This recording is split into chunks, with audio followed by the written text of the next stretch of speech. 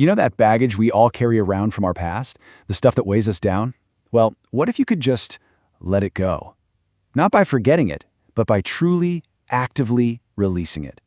Today, we're going to dive into some really powerful mental tools straight from a discussion among therapists that use creative visualization to help you do exactly that. I mean, this quote just cuts right to the chase, doesn't it?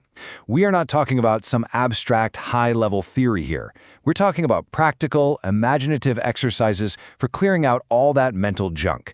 They're called clearance metaphors, and it's all about creating a powerful picture in your mind to deal with real-life stuff. Let's kick things off with a really vivid one. So first up, we've got this incredibly cinematic metaphor, and it's actually inspired by the TV show Game of Thrones. It's a perfect way to see how this all works. Okay, I want you to actually picture this for a second. Imagine you're walking into this huge room. The walls are all stone, and it feels like it just goes up forever. It's quiet. It feels really ancient. This space, it's inside your own mind. Now, as your eyes adjust to the light, you start to realize the walls. They're lined with faces.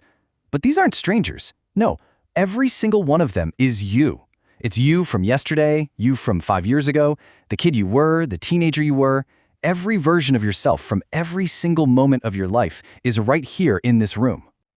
And here is the core of this whole exercise. It's about choice. You get to walk through this room, look at all these past versions of yourself, and decide which ones just don't serve you anymore. You can literally take those faces down, thank them for the lesson, and just let them go. And then here's the most important part.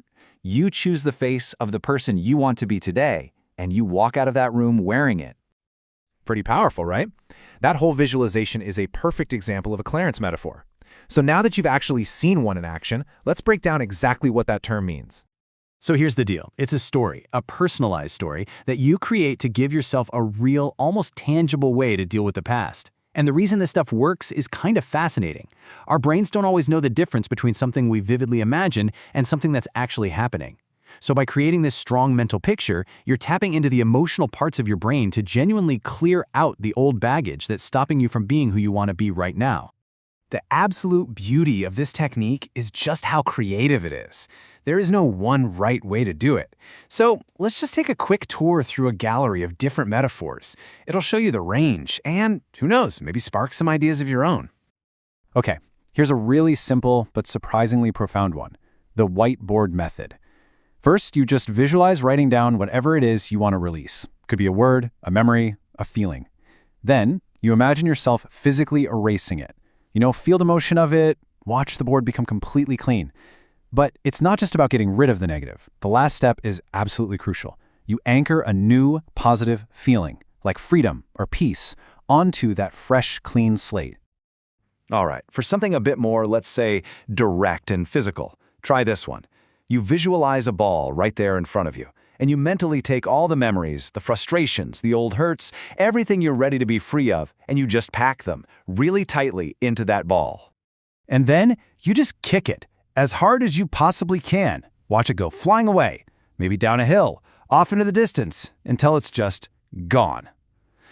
This kind of visceral, physical action can be so incredibly healing, especially for processing things like being bullied or times when you felt powerless.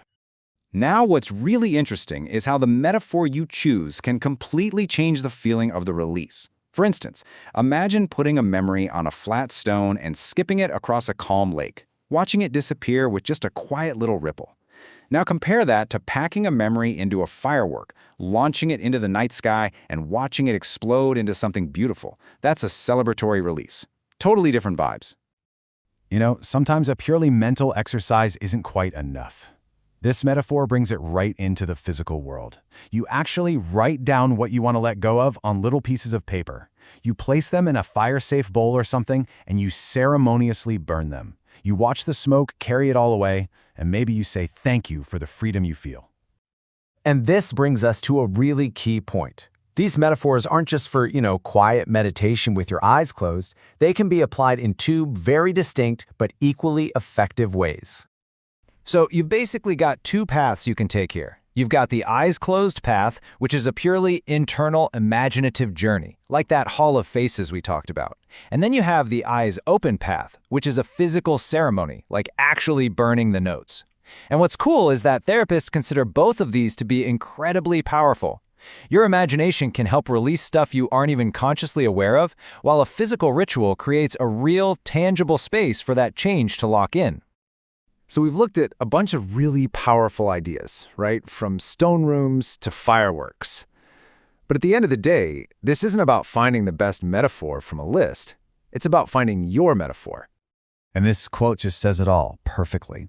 There are no rules here. Your mind knows what it needs. So whether it's a balloon you let go of, a message in a bottle you toss in the river, a spaceship you launch into orbit, or something completely new you just made up, if the image resonates with you, then it is the right one. Its power comes from it being uniquely yours.